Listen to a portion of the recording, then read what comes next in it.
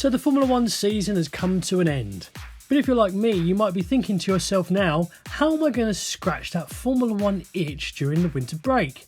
Well, here are 3 ways that you can keep yourself entertained during this off-season. The season we just watched was dominated by Red Bull. In fact, they won every single race except for one in Singapore, which was won by Carlos Sainz.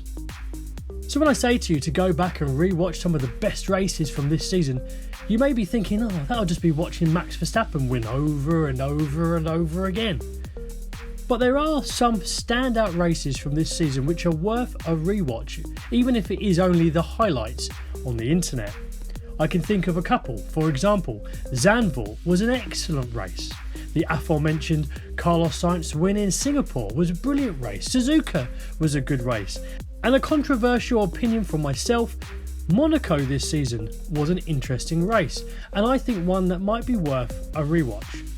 There will also be compilations on the internet, highlights, the best of the 2023 season, which may be worth going back and rewatching if you fancy watching Formula 1 cars go around a track. At this point, we're around 90 days from the start of the 2024 season, and we're in a bit of a lull as the teams regroup, debrief and get themselves sorted to start their next campaign.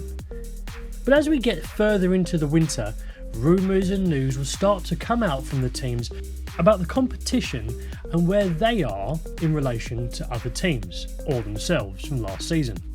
Keeping abreast of the current Formula 1 news in the off-season can help you have a better idea as we head into pre-season testing and the first few rounds where the teams have got their performance from and hopefully where they have caught up with those who were at the front last season, mainly Red Bull. And of course we'll have the livery launches, car launches when we get to around 6 weeks out from pre-season testing, which is a great time to start to get excited for the new Formula 1 season. So how can you keep up with this news as it comes out through the off-season and obviously the livery launches? Well, one good way, if you haven't already, is to subscribe to Off the Grid here and click the notification bell. And I will do my best to keep you up to date with all the current and relevant information heading into the 2024 season.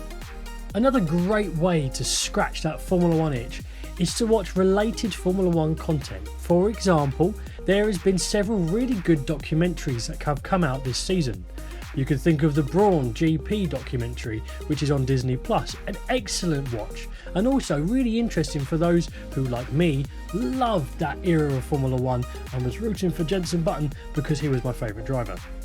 There's also the Villeneuve vs Pironi documentary that Sky Sports put together, an excellent watch about a historic time in Formula 1 and 2 drivers who were pitted against each other, with new and interesting information brought in from people who were in the sport at that time and also the families of those drivers. Definitely worth a watch. And of course, Drive to Survive will come out, but it will be far too close to the beginning of next season, meaning we'll all have to shotgun the entire season just before we get all the Formula 1 content we could ever want. And a slightly left field option, if you really are hankering for something Formula 1, I recommend maybe audiobooks and actual books about Formula 1. There's been a few interesting ones this season.